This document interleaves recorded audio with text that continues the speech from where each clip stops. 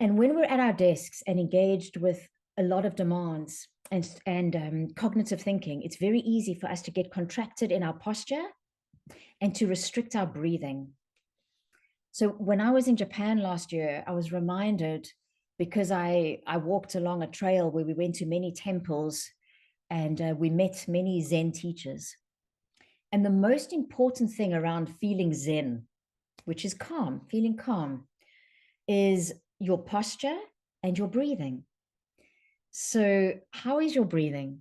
I know that a few moments ago, I invited you to bring your awareness to your breath, but what has happened to it since then? And could you, as you take in a deep breath, so on your next inhale, could you think to yourself, strong back? So breathe in and elevate your posture in a comfortable way. I don't want you to feel all stiff and upright and uncomfortable, but elongate your posture, because we often collapse at our desks. We also have a thing called email apnea. I'm sure you've heard of sleep apnea. So sleep apnea happens when at night you maybe snore, or for whatever reason you don't breathe properly, and that increases your rate of mortality. Not a good thing. But email apnea is, we have measured that people at their desk in front of their screens can sometimes hold their breath for up to 30 seconds at a time because we're so contracted around the chest. So focusing on your breath every now and again and lifting your posture. Try this now. Don't take my word for anything. In fact, don't ever believe anybody out there around well-being advice. Always put it into practice and let your body, because your body knows more than anybody else knows about what you need. Your body will show you and tell you, yeah, this works, or no, that's not quite the right thing for me. So as you breathe in, think strong back. And as you exhale, soft front. Strong back, soft front. I use this all the time because when I present, I get nervous, and stress can sometimes really make me feel tense. And that's not a good thing for a speaker or for anybody. And when I allow myself to breathe in and think strong back, and to breathe out and think soft front, so reduce the tension in my face and my jaw, let my shoulders drop towards the ground, the effect is almost instant. I feel timeless. It's incredible. So I invite you perhaps to try that as we continue.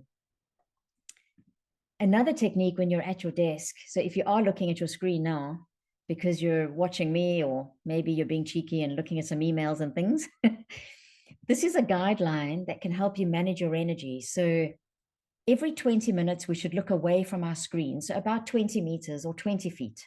Look away from your screen. Like, don't look at me for the next 20 seconds.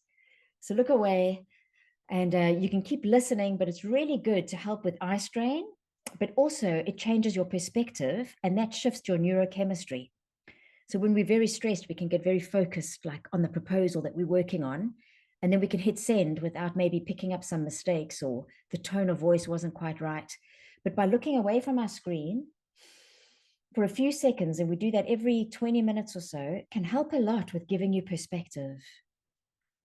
And then I do hope that you will allow yourself to stand and move regularly. None of us should be sitting for longer than an hour at a time. That means that we should have the ability to sit or stand and work. So investing in a simple little, either a table or a lever beneath your computer that can help lift it up. And if you have phone calls, can you take them off camera and actually walk and talk, or just stand and talk? Because the way you hold your body and your posture and your embodiment has a direct impact on your internal state and how people perceive you. I won't go into the science around that, but we all know, if you're going to go for an interview and you sit upright, you look more confident compared to if you're slouching and covering your face. So all this stuff is grounded in science.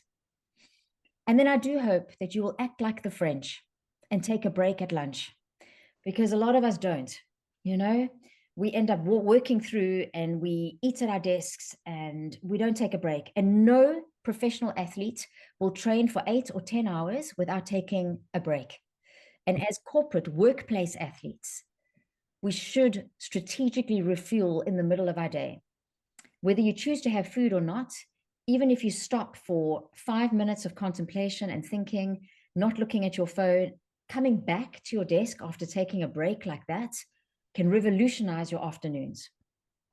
So I hope this year that as leaders, you will embody this, not just for yourself, but maybe starting meetings with a 1-minute breathing exercise, or always stopping a meeting with a 5-minute body break. I think we need to, the more we go into AI and tech age, the more we need to remember that we are not machines. And I wanted to mention, if you are not getting enough sleep, there are very particular meditation protocols that you can use that can give your brain the kind of rest as if you've had a power nap.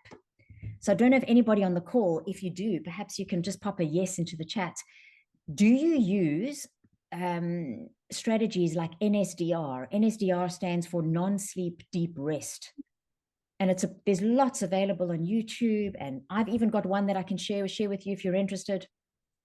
And it takes you through a relaxation that in 10 minutes or 15 minutes, it feels as if you've had a power nap. So these kind of things can be helpful if you're not getting enough sleep, for instance, or if you're waking up feeling tired.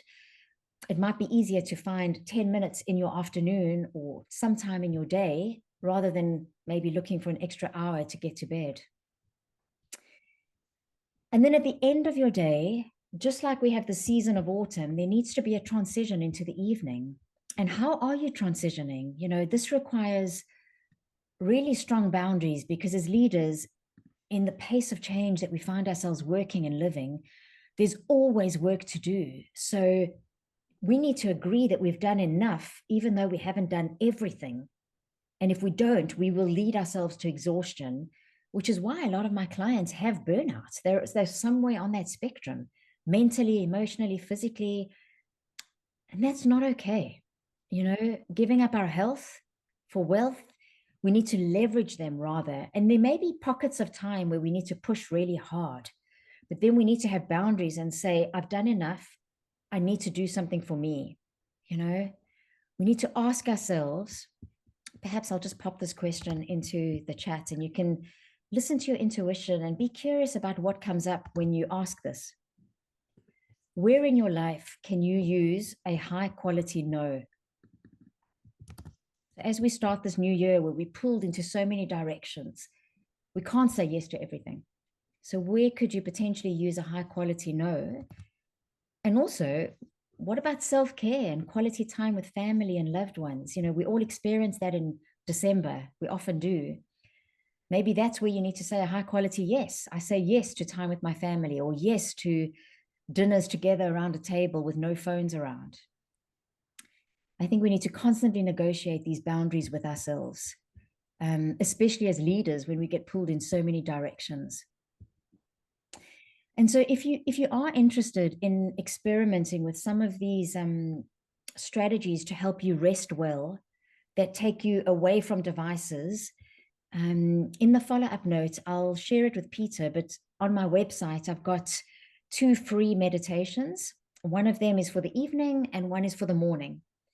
So I'd like to just mention that that's available. A lot of my clients have said my voice is soothing, which is why I recorded these.